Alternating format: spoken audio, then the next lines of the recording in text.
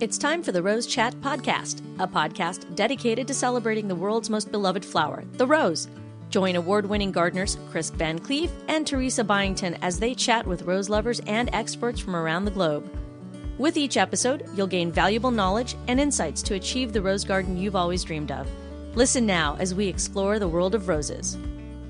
Hey Rose friends, today my good friend Dee Nash is back to tell us about her big garden project for 2025. Downsizing her garden, something that many of us might find we need to do for one reason or another. So let's get started as Dee shares the details of her downsizing project. Hey Dee, welcome back to Rose Chat. Hey Teresa, I'm so glad to be here. Oh, we get to visit. I just love it.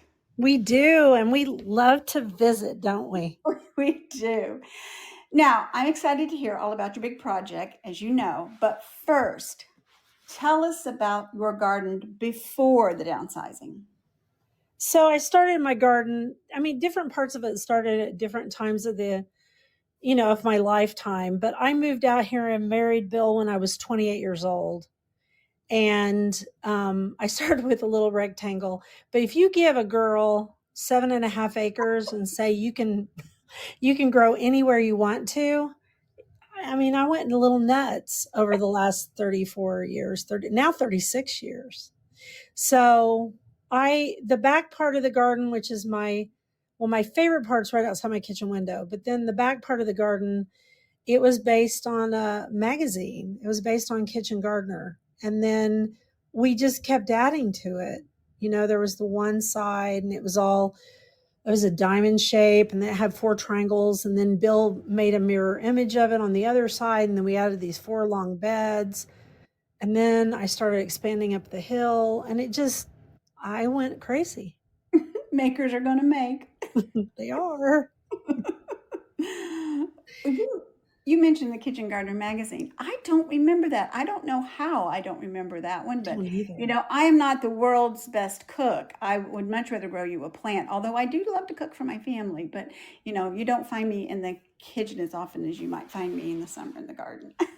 Well, I think it was kind of an even Steven deal by that magazine because it was all the best, like they grew everything and they had these great garden designs. And then they also had recipes too.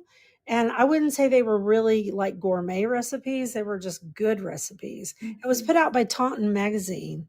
Oh. And I think it lasted 5 years.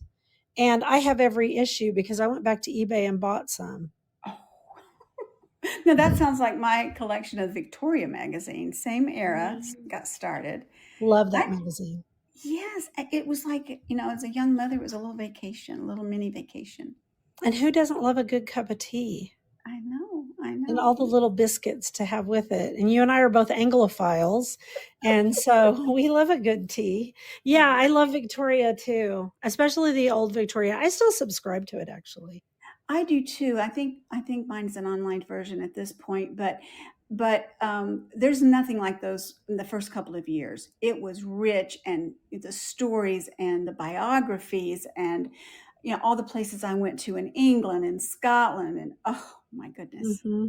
Yeah. And I always loved their writer in residence because they picked somebody different every year and it was so good. And so I think, Kitchen Gardener was way ahead of its time. We've talked about it a lot on our podcast, the Gardenangelists, the one I do with Carol Michael, because we both did a lot out of it. And that's where my initial back garden design was. And then the last thing I did, I also made a potager, a kitchen garden, and it's raised with a fountain in the middle. And then the last 2 things I did is I added 6 cutting garden beds that are raised up waist height so I can sit on the edge and work to the middle, and they're 4x4.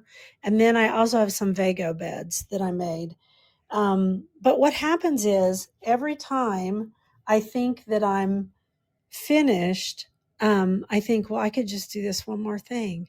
Mm-hmm. Well, it's beautiful. I've seen all the pictures. I haven't got to be there, but I've seen all the pictures. So why downsize? You're welcome anytime. You just come on out here. On your way to Texas, maybe. Let's see. Why did I decide to downsize? Okay. So I think part of it was due to health issues. I got bitten by 6 larval ticks or 5 larval ticks. Actually, they were probably the size up from that, the nymph size, because it was in June. And I started getting sicker and sicker. And I was eventually diagnosed with alpha-gal syndrome and then mast cell activation syndrome. So for about at least the last 2 years, the last time you and I recorded, I was really sick that day, but I wasn't willing to give in. Now I feel a lot better because I'm on a new medication called Xolair. Thank God for Xolair. But that was part of it. That was an impetus. But I also realized that 62-year-old Dee cannot do what 28-year-old Dee did. No joke. But that's not all bad because I'm more efficient than I was. I'm smarter about it. I know how to water. I know what plants need. There was a lot of experimentation by my 28-year-old self. Yeah. And so now I was kind of losing my passion for gardening, and the ticks didn't help either. But I learned about tick resistant clothing, which helps.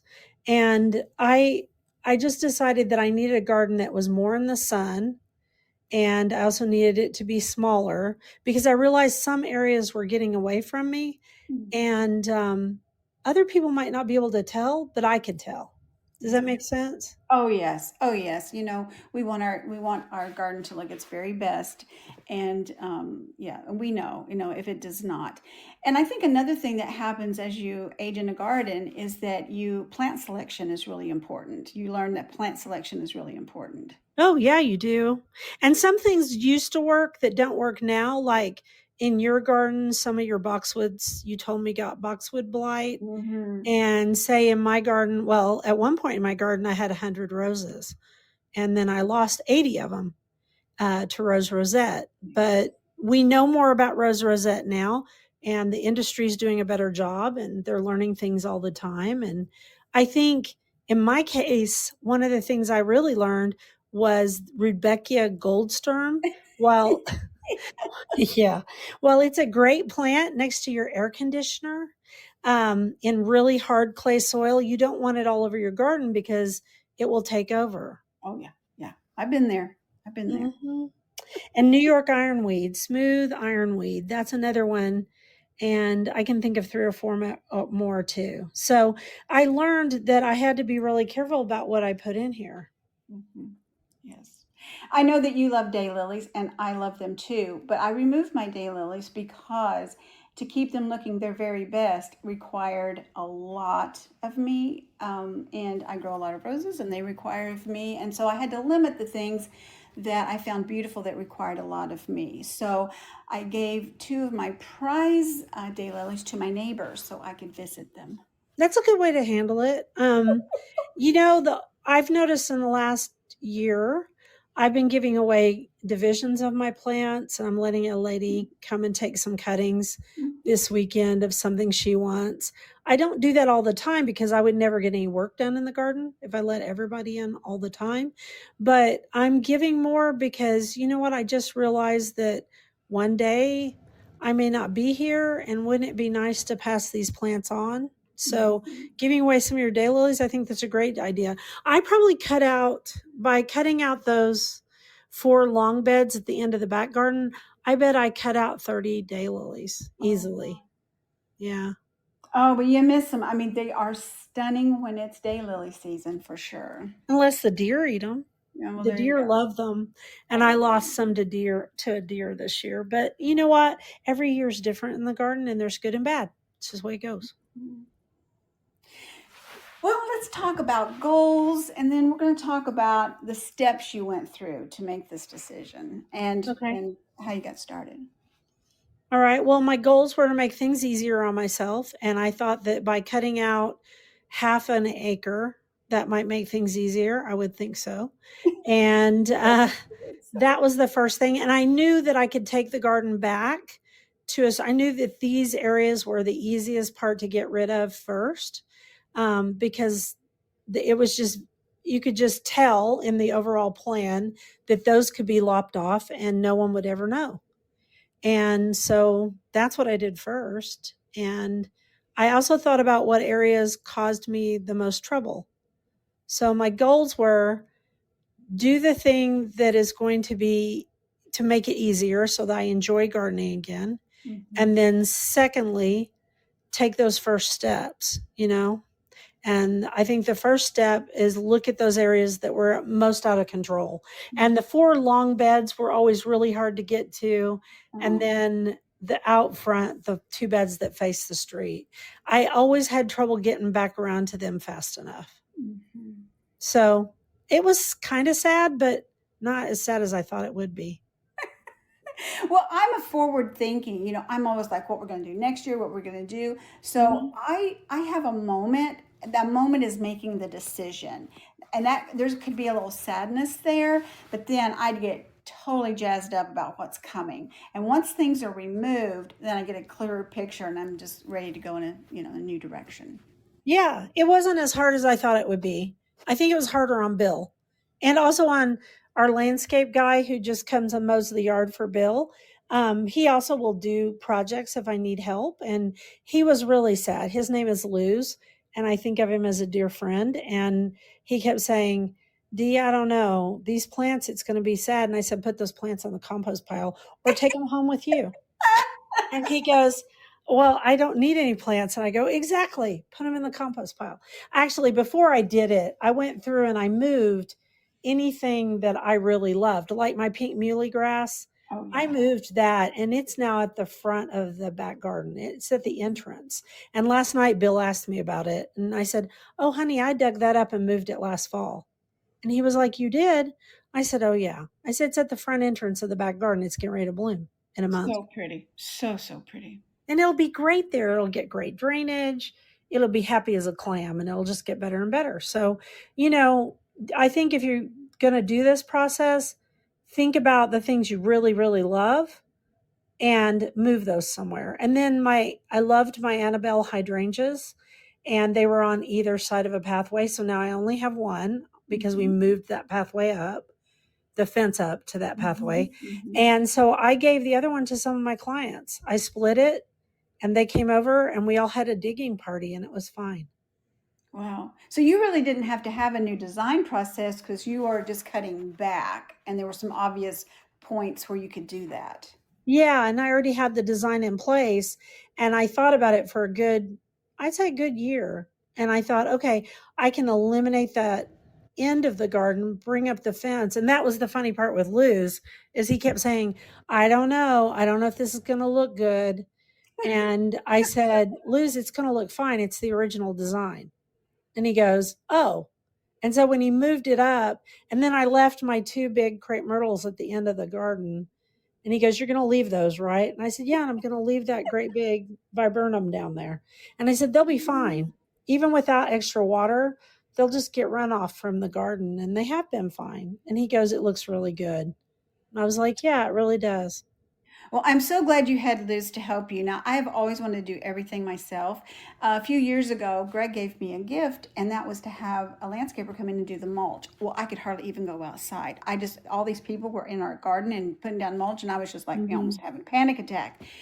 But that's changed. Now I appreciate someone coming in and at least doing most of the mulching, and I get to do more of the prettier things. And exactly. So the fall cleanup and the spring cleanup, I'm okay with getting help. I think, I probably should have always had help, but I didn't, wanted to do it myself. And, but I'm so glad that you have Luz, because you can throw things his way, and he's going to give you honest feedback. I can tell. I like that.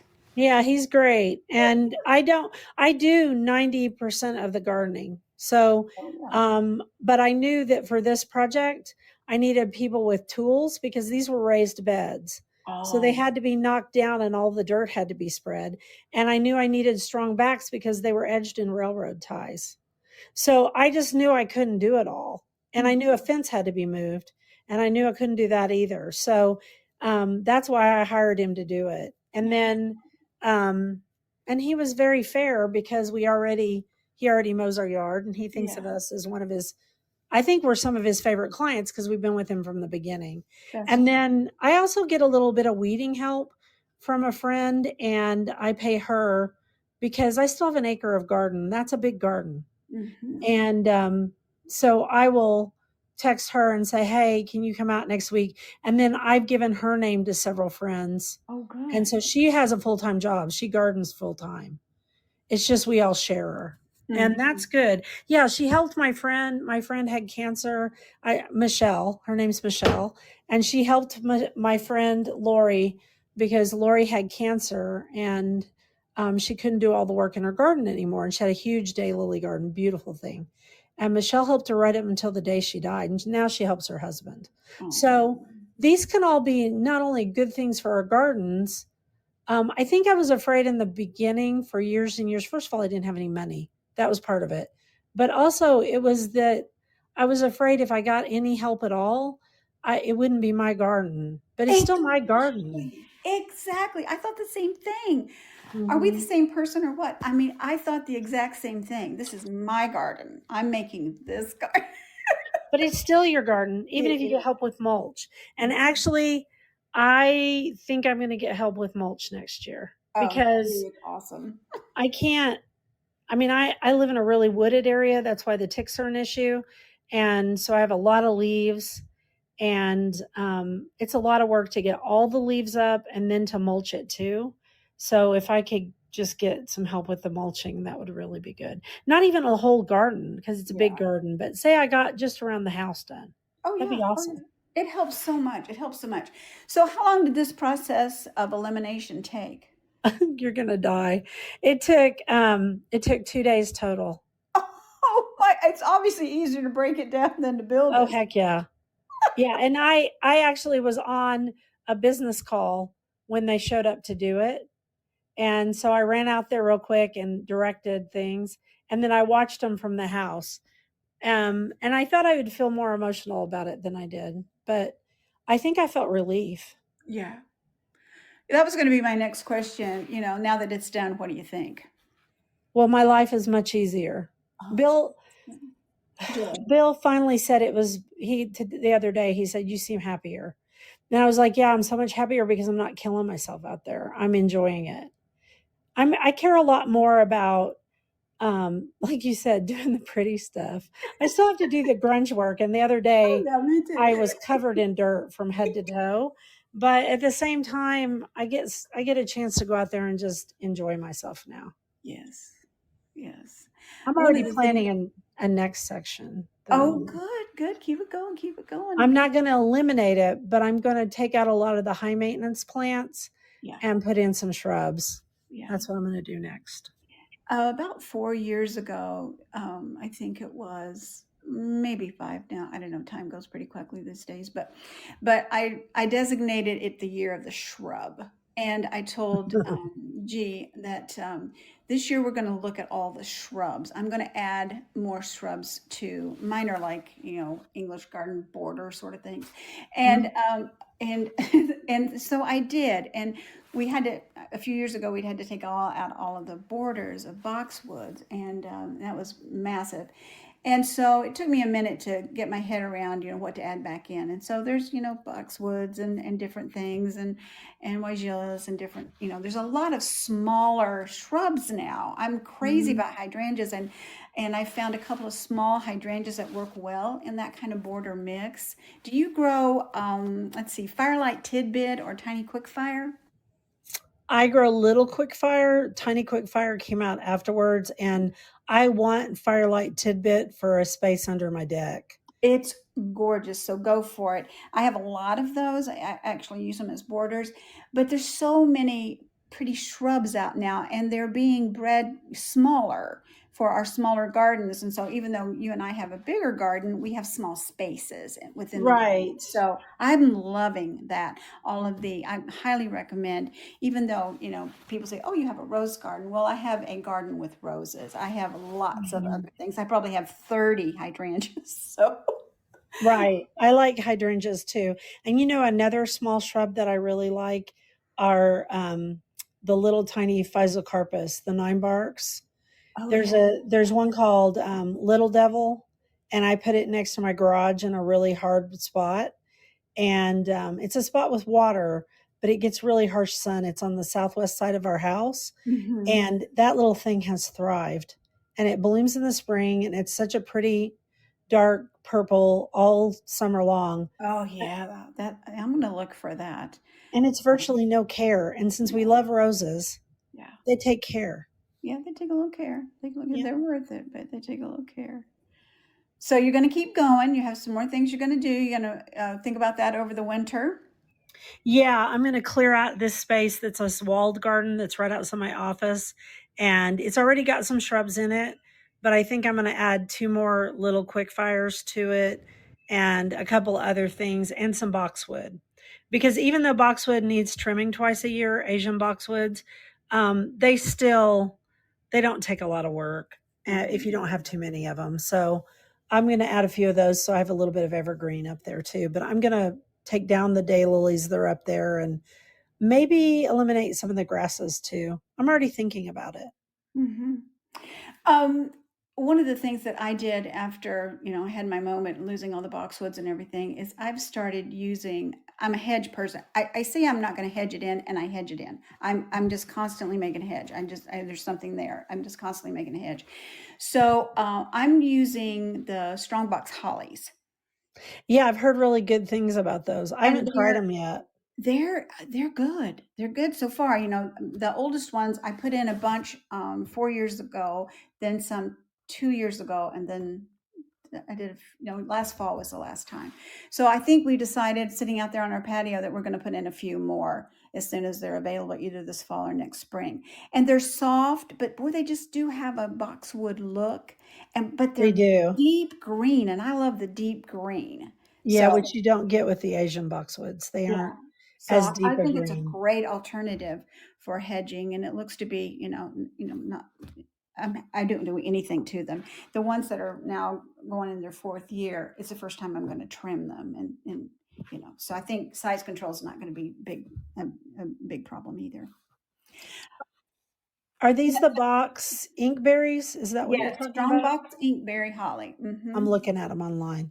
Yeah. Cool. I haven't tried those yet, but I've heard good things. And there's another thing called soft touch holly that I've started seeing around town in various places. So I don't have that one, but it's pretty too, but it's not the dark green. Yeah, I love the dark green. Is just really, really nice. So, Dee, we've kind of gone back and forth, but is there anything that in this project you would have done differently, or you'll do next time, or? No. And I don't say that very often. Usually I would say, oh yeah, I should have done X, Y, Z. But no, I think I planned it so long. And I think because I already had a design, it was really easy. Yeah. No, I wouldn't do it that way. No, I'd do exactly what I've done. Yeah. Great. Yeah, having some of these areas that can just kind of hold their own is so important. In a garden, so that you can, I love having areas that need my attention because I'm a tender. I love to tend to these plants, but I just like some areas that, look beautiful, but they don't need much of me. Yeah. Yeah, we need those. We do.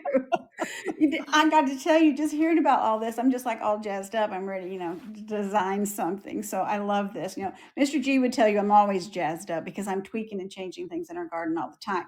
He likes things to stay the same. I think your Bill's the same way. He likes things to stay the same, but I like to tweak them and change them and freshen them. And I just get bored if it stays the same too long. But he's learned to go with it. He does great. He's like, well, you've proven to me that it always ends up looking better. So yeah, I got to say, Bill's face really brightened last night when I said, he goes, what did you do with the pink muley grass? He just all out of the blue. And I said, I put it at the front of the back garden. I said, it's in that border. It's on either side of the arbor.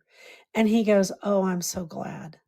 And I thought, oh, see, there you go. So we have that here too. There's some things, and I grow them for Greg because I know he loves them, and he is so supportive of what I do.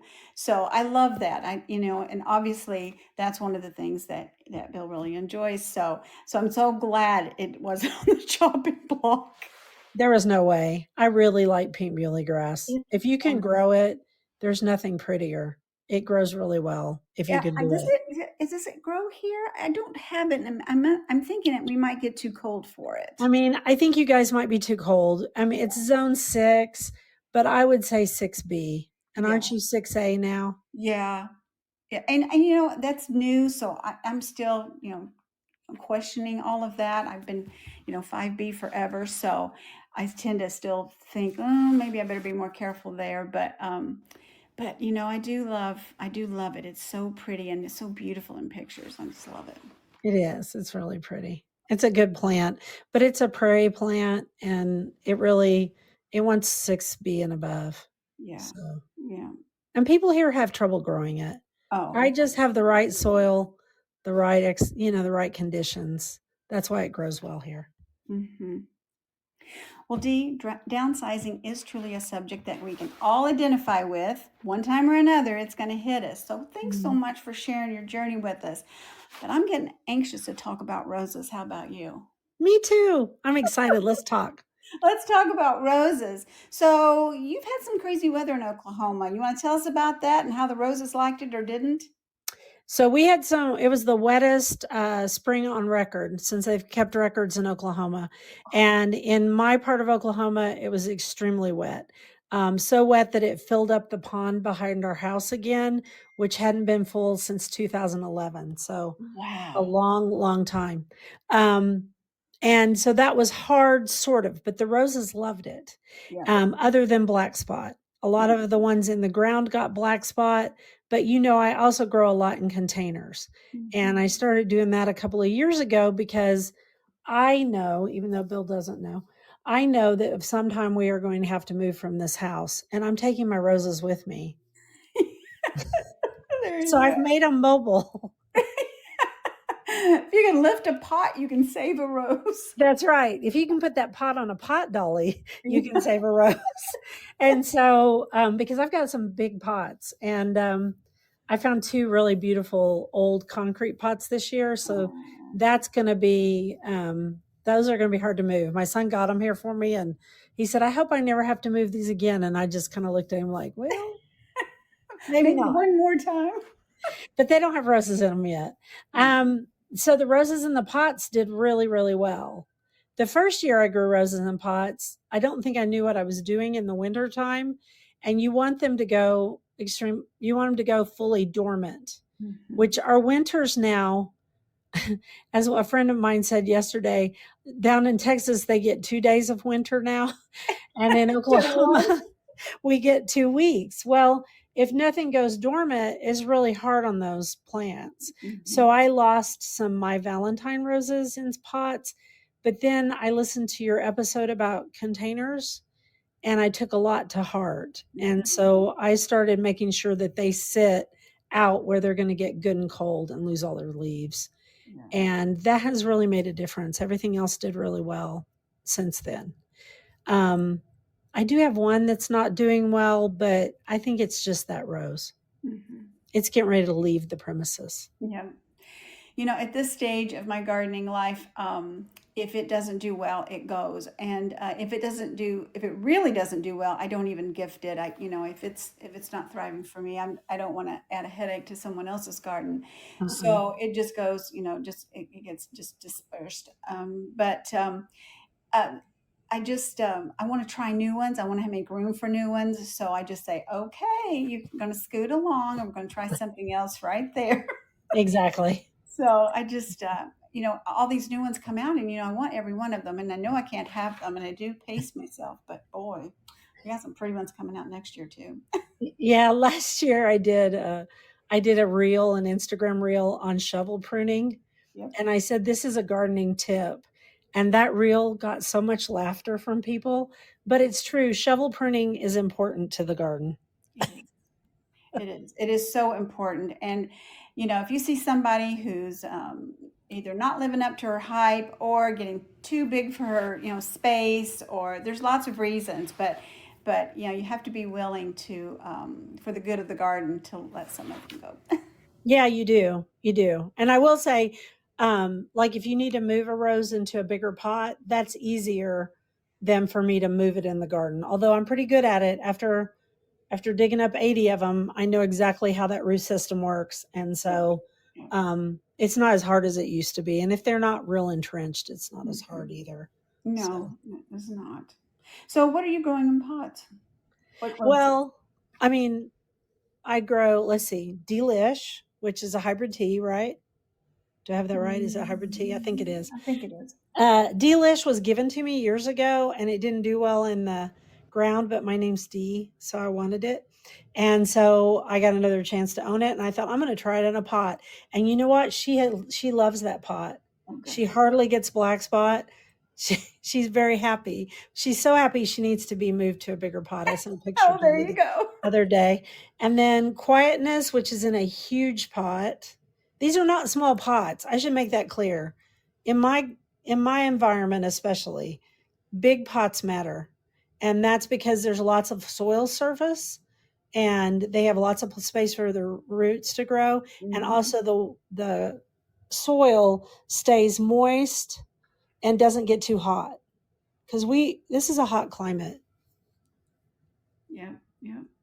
Very hot. And then Perfuma Earth Angel.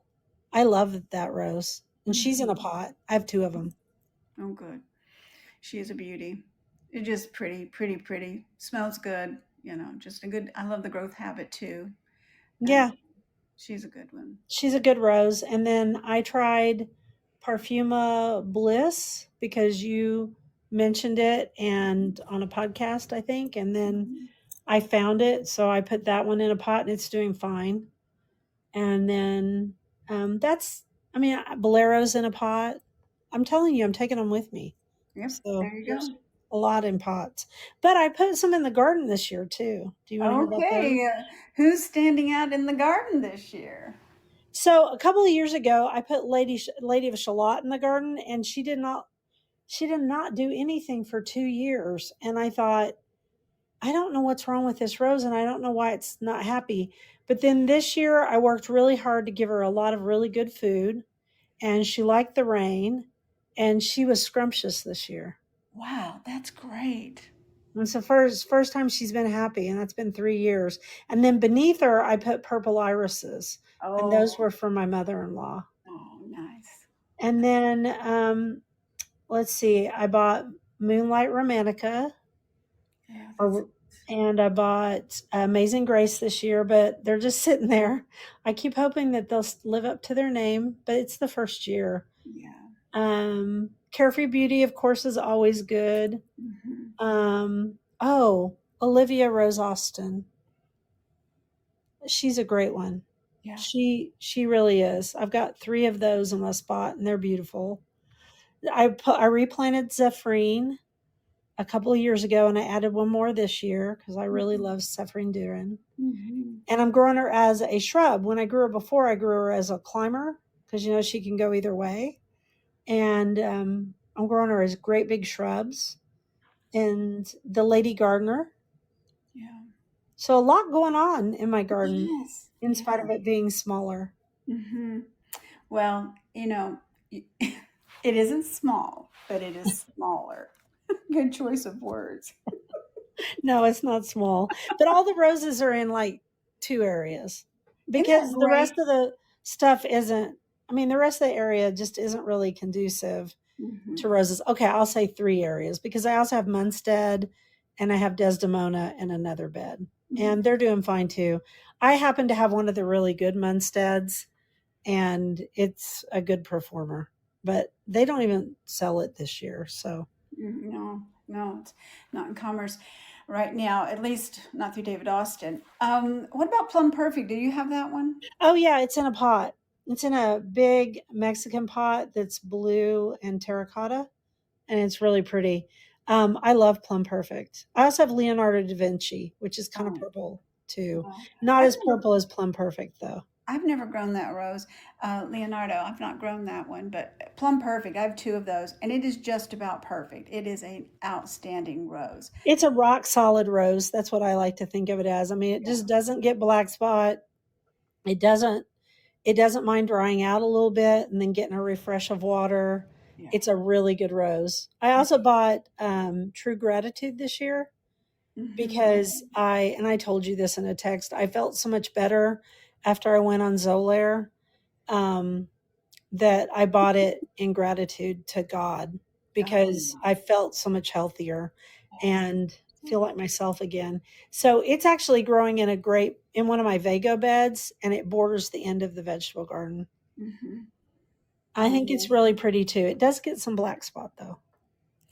You know, talking about the lavenders, a rose that I grew, I had several of them many years ago, and I've always missed this one. And I think Heirloom has it, and that's Poseidon. Did you ever grow Poseidon? I did not, but I've seen it in a garden, and it was exquisite.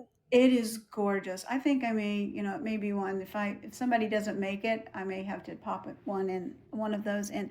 It has a little bit of a ruffly leaf, but as I recall, it was healthy and just super pretty. It's kind of tallish, not too wide. As I think I had like 3 grouped together, but there's just one of those roses. I think, man, that's one of the, sometimes I kind of miss them, and that's one of the ones I'm missing. Yeah, I felt that way about Zephrine. Yeah. I missed her. She used to border my arbor to the entrance of the garden, and she got rose rosette, and so I had to pull her down. But I wanted to put her back in my garden because I have a lot of memories with her. And maybe you're that way with Poseidon, where you not only remember growing them, but just things in the garden at that time. So sometimes you want to bring somebody back. Yeah, absolutely. I'm definitely that way. I also have Peggy Martin. I mean, who doesn't have Peggy? Oh my goodness, I do. I have several of them. I just love Peggy, and I love her rose, and it just makes me happy when she's blooming. And one of the stages that I love about Peggy is when she's just about finished and she's faded. She almost looks dried on the vine. It's just gorgeous. Yeah, she does. Her blooms kind of dry, and they look like little paper mache. Oh, I love that stage. I love that rose, and there's such good memories there. So, and Peggy. I don't know Peggy personally, but I feel like I know her because I've listened to her speak several times, and that rose is definitely a survivor, as is she. As is she. And she is all that you think that she is and more. I have been with her, and I've stayed with her, and she is all of that and more. She's just a very special person. So let's hear it for Peggy. Yeah. So let's talk about what's on your wish list for 2026. Okay, so I think I want to try. I listened to your podcast when you spoke with Natalie. I love Natalie. And she talked about flavorette peared. And I just thought it was an interesting idea. So I thought about growing it. I'd also like to try reminiscent coral, because coral is my favorite garden color, believe it or not. And I just think it would be really pretty on my deck, because on my deck, I forgot to mention these. I have Teresa Byington, which I've had for, she's been on my deck in a pot, which not only is it in a pot, which is 2 zones colder, but it's on an elevated deck. And she has sat out there probably for 30 years. And she's fabulous. Still, I'll never get her out of that pot. If I ever wanted to move her, she's grown so much into the pot. I'm surprised she hasn't cracked it, but it's a really nice glazed pot. And then I just think that reminiscent coral would be a good addition. It is an absolute exquisite bloom. I have one this year. I think it was Rose of the Year for Proven Winners this year. And I have Reminiscent Pink, who's fabulous. I grew it. It was great. Yeah, it's great. Reminiscent Coral, a smaller shrub, I think, looks to be. And she's had a few blooms, and they're absolutely stunning. She's one that I am just so looking forward to seeing what she does next year when she gets some size on her. But the bloom is absolutely stunning. I love coral. I think she'd be great next to Tequila Sunrise, and she'd be great next to Terracotta. I can just see it in my head.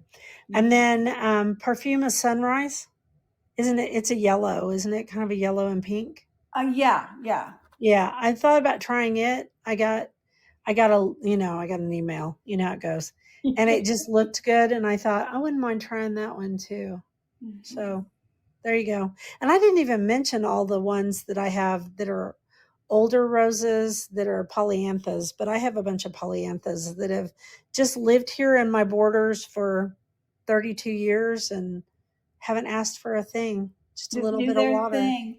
Mm-hmm. Do you have a couple of names? Because I'm sure that our listeners are thinking, that's a rose I want.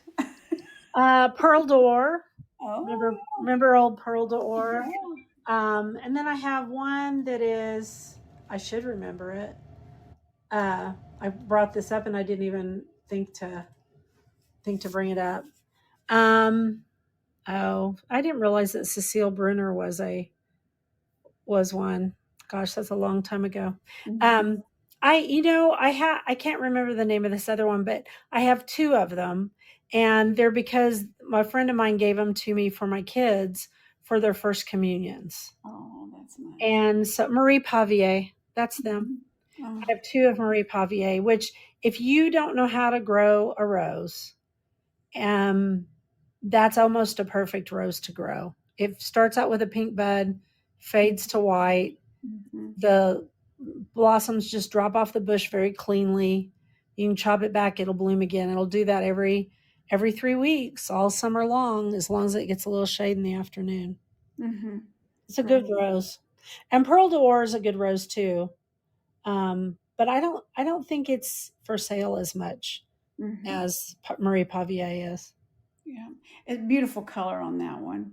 Yeah, it's kind of a yellow to gold color, which is really pretty. And of course, I love Cecile Brunner.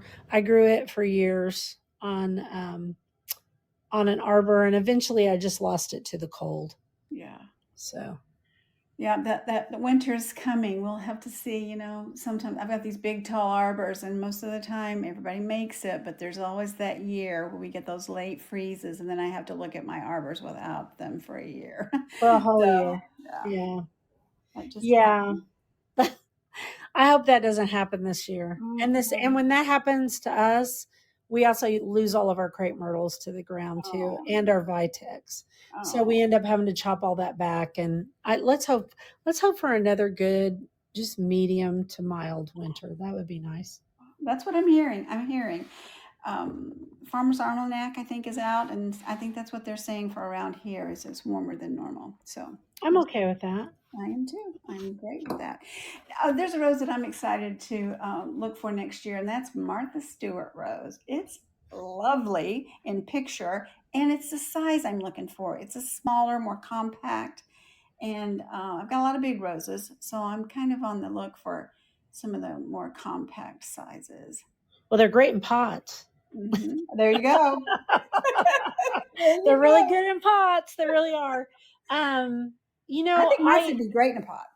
I think she would too. And I love Martha Stewart. I think Martha Stewart did so much for when I was a very young wife. And she just kind of elevated homekeeping and elevated gardening. And so I wouldn't mind owning a rose with her name. Absolutely. For those of us who, had a creative slant and, just wanted to make things as special as we could, she really just was there with ideas and made it seem normal. And so I appreciate what she has given to the world for sure.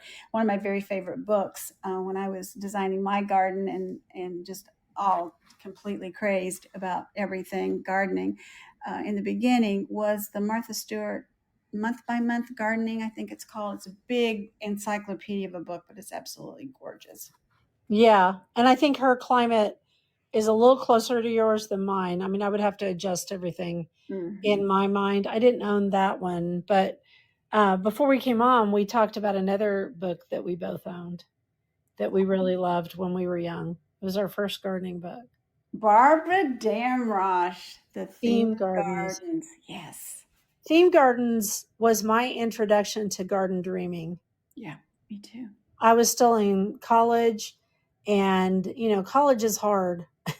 And I was in the dorms, first time living on my own, and I walked across the street to a little gift shop, had no money, But there was that book, and I took that book home. I didn't eat out, or I don't know what I did to get enough money to buy it, but I did. And I'm so glad I had it.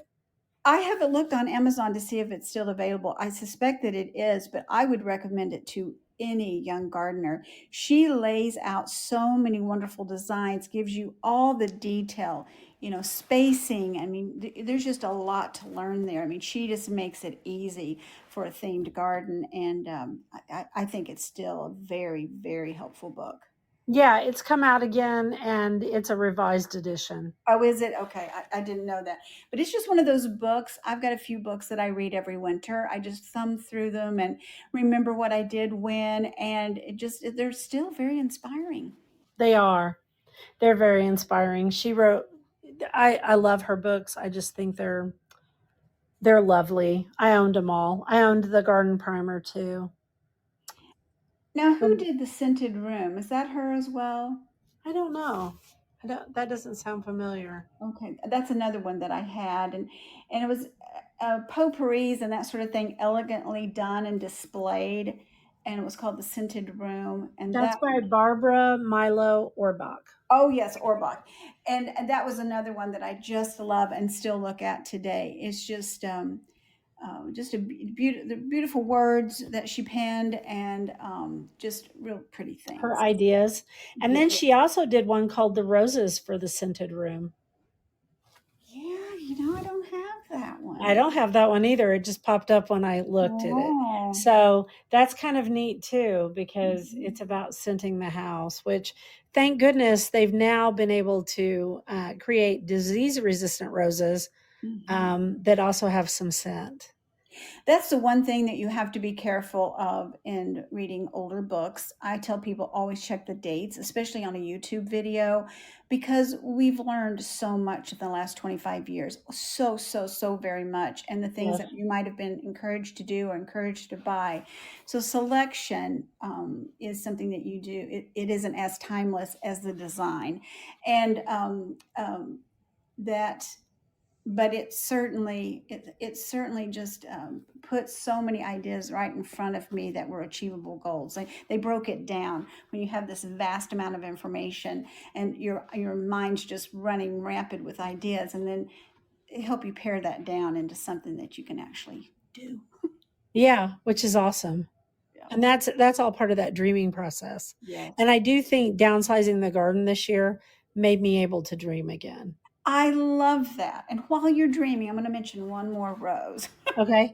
While you're dreaming.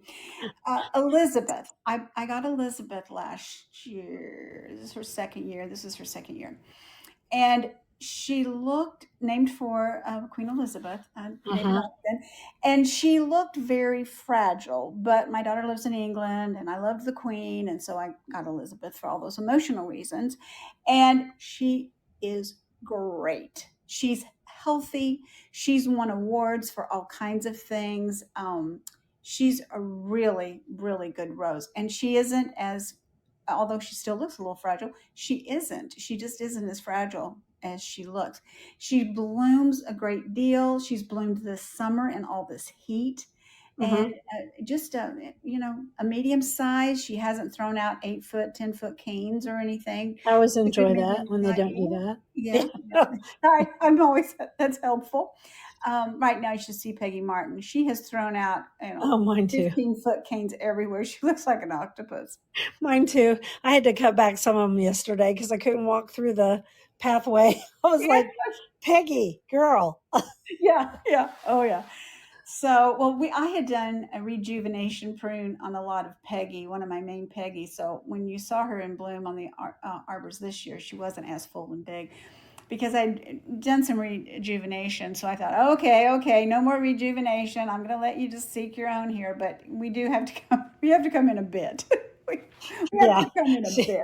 She gets kind of wild. She's like having a wild hair day. She's something One of the last garden tasks around here is what to do with Peggy. And I have several, Peggy's, but it's the one, and you can contain the ones that are growing on a wall, that kind of thing. But the ones going over the arbors, we do have to reel her in a little bit. And so, get out the big ladder. But she's not real thorny, and that's what I like about the Rambler roses, like E12. Ghislaine Philigon, she's not thorny. I mean, you can just kind of handle them pretty easily. But one of our last tasks is get the big ladder out and let's deal with Peggy. Tie her up and get her ready. Yeah. Peggy's a funny one here. Maybe it's where I have her planted. Sometimes she dies all the way to the ground. Yep. And so she gets rejuvenated that way, whether I want her to or not. And she has just come out of that again. So 2 years ago, we had a cold winter. She died completely to the ground. And Michelle, who helps me in the garden occasionally, she was like, Dee, I think she's dead. And I said, no, she's not. She's playing possum. Well, the thing about that happens here in Indiana is that we warm up and then we get that late freeze. And Peggy hates the late freeze. Yep. Here too. Yeah. You just never know. And so if we get one of those, it really makes her upset. Mm-hmm. And she kind of goes underground for a bit. Yeah. A little bit of pouting on that one. Dee, this has been so fun. Thank you for joining me today. It's just great to spend time with you. Thank you. I so enjoyed our talk. It made my day. Me too. And friends, we're so glad you joined us, and we hope you found some tips and tricks on managing changes in the garden. They're coming for all of us at some time or another.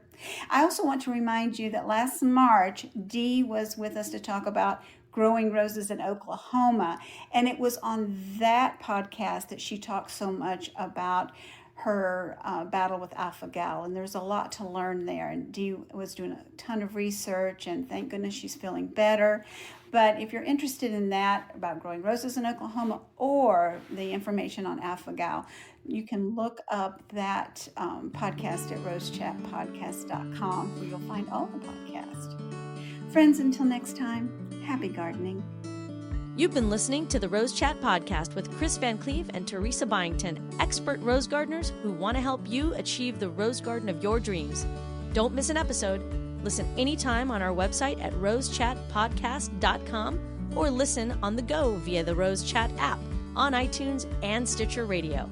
Share this podcast with your social networks and join us on Facebook, Twitter, and Instagram by using the hashtag RoseChat. Join us next time for another edition of the Rose Chat Podcast.